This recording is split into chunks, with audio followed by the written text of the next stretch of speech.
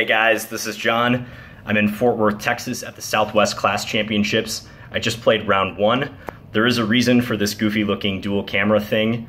For now though, let me click this off and flip it back around to conventional selfie mode. All right, so as I said, I just played round one of the tournament. I was paired down with the black pieces against Mike Zalazny, rated 2091 FIDE. I was expecting to get paired down. As I said in the pre-tournament video, I'm in the upper half or maybe even quartile of the pre-registrations from this tournament, so getting paired down was expected, and gotta do well in these initial rounds. Just imperative if you wanna have a good tournament. So the time control here is very long. It's 40 moves in 2 hours and then sudden death in 30 with a 10-second delay throughout.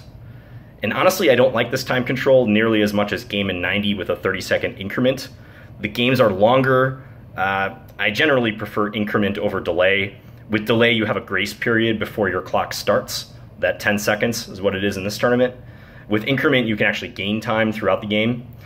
Some organizers in the US prefer delay, I think for scheduling round purposes.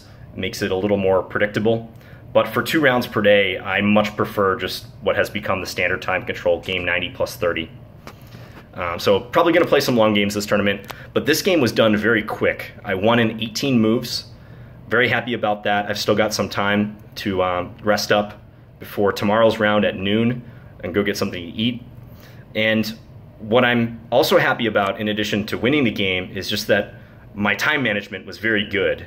When he resigned, I had 1 hour and 17 minutes left on the clock on move 18. You know, and it sounds like a minor thing, but I'm really trying to work on that. That's promising.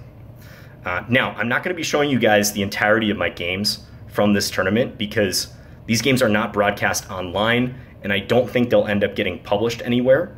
So as much as I would like to share them with you guys, there's just this very real possibility, which I'm well aware of at this point. My competitors watch my videos and they look for any sort of edge that they can find. Openings that I talk about, things that I just bring up casually in my videos sometimes. So, you know, I don't want to be paranoid, but it's just the reality of playing top level tournament chess. Like, people are always trying to look for that edge on you, and giving away your games when you don't have to makes absolutely no sense. So I'm mostly just going to be summarizing my thoughts on these games, but on occasion I might show a key position, which brings me to that dual selfie camera thing that I was showing you at the beginning, because I had to activate that mode. Let's flip back. Okay, I wanted to show you the key position from this game. Again, it was a very short one, but this was the key position here. I'm playing black. In this position, my opponent played f4, which I thought was a loosening move. It's ambitious, you know, he's thinking about maybe f5, trying to block out my bishop. And I apologize for the lighting, by the way, guys. The hotel lighting is not great here, and it's about almost 11 at night. So f4, and I played bishop c5 check in response to this move, which I think is a principled move. White weakened their king along that diagonal, so I'm giving a check to try to ask white how he intends to deal with that check. And there's 3 plausible looking ways to deal with it, I would say. White can block with the pawn, play d4, or they can move king h1 or king h2. And unfortunately for my opponent, he chose the worst option. I believe he should play king h2. This is what I was calculating in the game. I was thinking knight d7, maybe bishop back to b2, and then I was thinking bishop d6, trying to harass the king on this diagonal now, pin this pawn on f4. I was liking my position. But instead, to my great joy, he played king h1. Double question mark move.